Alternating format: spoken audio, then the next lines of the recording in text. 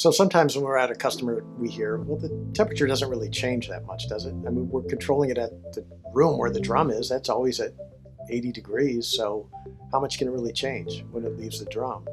And a lot of times it doesn't change much. A lot of times your environment is around the same temperature.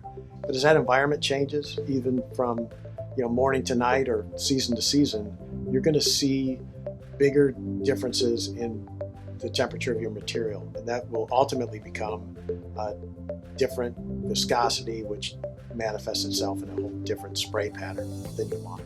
So what we do during an evaluation is we'll measure temperatures, viscosities over a period of time, see what kind of shifts take place, and if there isn't anything significant, we'll probably go home. But if there is, we can bring in a demonstration unit and show you how to control that variable and get the same dispense time after time.